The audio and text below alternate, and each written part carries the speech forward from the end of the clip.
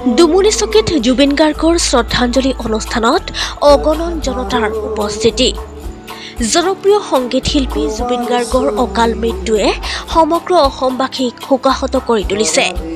এই মহান শিল্পীক শ্ৰদ্ধা জনাবলৈ আজি চিপাঝাৰ বিধানসভাৰ অন্তৰ্গত ডুমুনিচকী চকত এখন বিশেষ শ্ৰদ্ধাঞ্জলি অনুষ্ঠান আয়োজন কৰা হয়। এই অনুষ্ঠানটি যৌথভাৱে আয়োজন কৰে পোহৰ NGO, পশ্চিম দৰং উন্নয়ন পৰিষদ, দৰঙী গ্ৰামীণ বিকাশ সমিতি, দৰং দুৱাৰ ক্লাব আৰু স্থানীয় ৰাইজৰ সক্ৰিয় সহযোগত। অনুষ্ঠানত শতাধিক উৎসাহী জনতাই অংশগ্ৰহণ কৰে। সন্মান প্ৰদৰ্শনৰ ৰূপত ফুল আৰু মোমবাতি জ্বলাই জুবিন গাৰ্গৰ জনপ্ৰিয় গীত পৰিৱেশন কৰি আৰু স্মৃতিচাৰণৰ মাজেৰে তেওঁলোকৰ প্ৰিয় শিল্পীক গভীৰ শ্ৰদ্ধাঞ্জলি জ্ঞাপন কৰে। স্থানীয় সংগঠকসকলে কয়, জুবিন দাই কেৱল এগৰাকী সংগীতজ্ঞ নহয়, তেওঁ অসমৰ আত্মা। তেওঁ সংগীতত অসমীয়া জাতিসত্তা আৰু যুৱ প্ৰজন্মৰ হৃদয়ৰ স্পন্দন ধৰি থয়। আজিৰ অনুষ্ঠানৰ জৰিয়তে আমাৰ তেওঁৰ আদৰ্শ সংগীত আৰু জীৱনৰ প্ৰতি আমাৰ ভালপোৱা প্ৰকাশ কৰিছোঁ। অনুষ্ঠানৰ অন্তিম পৰ্যায়ত মায়াবিনী ৰাতিৰ বুকুৰ গানটো সেউজীয়া শ্ৰদ্ধাৰ ওপৰত গীত হয়।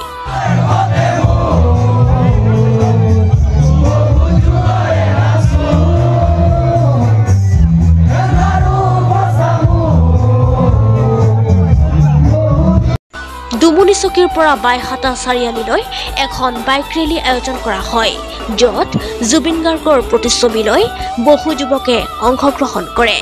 ডুমুনিচকীৰ পৰা মুস্তাক আলীৰ ৰিপৰ্ট, এনি আছাম ডিজিটেল।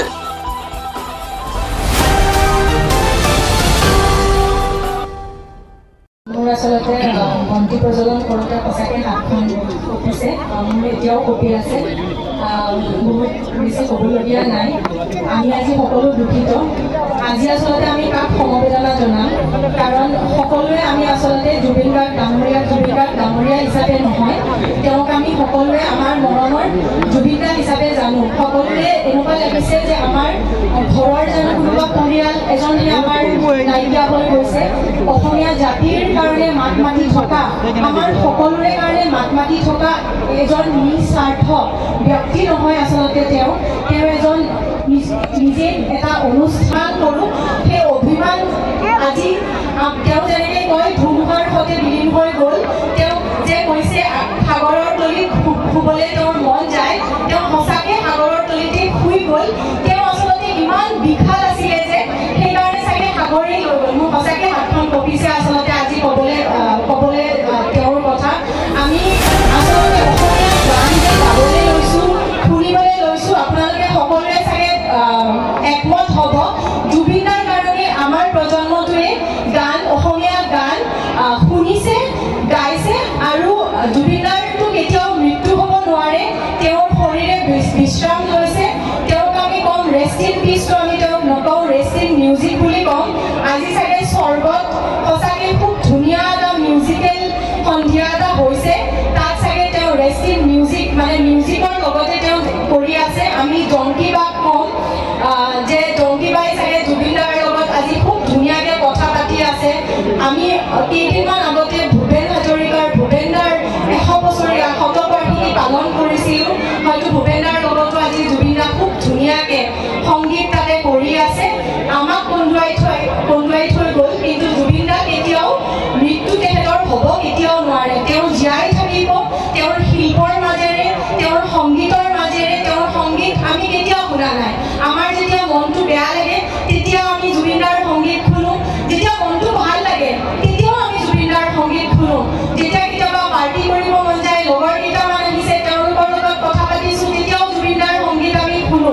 এনেকুৱা এটা সংগীত নাই, এনেকুৱা এটা পৰিৱেশ নাই য'ত আমি জুবিন দাৰ গান শুনা নাই।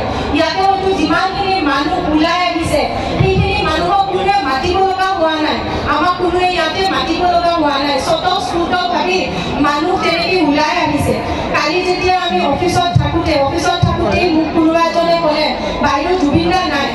মই লগে লগে মোৰ চকুৰ পৰা পানী ওলাই গৈছে। হয়তো আজি মোৰ কথাখিনি কওঁতে কেতিয়াও এনেকুৱা নহয়, কঁপনি হয়।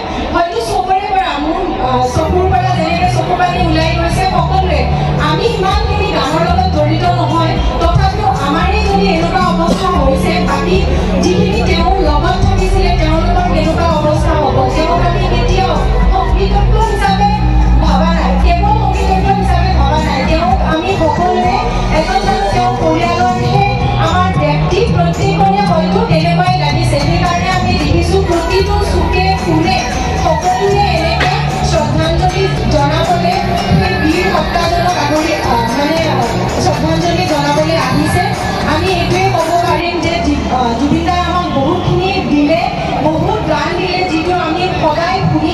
আমি মৃত্যুলৈকে শুনি থাকিম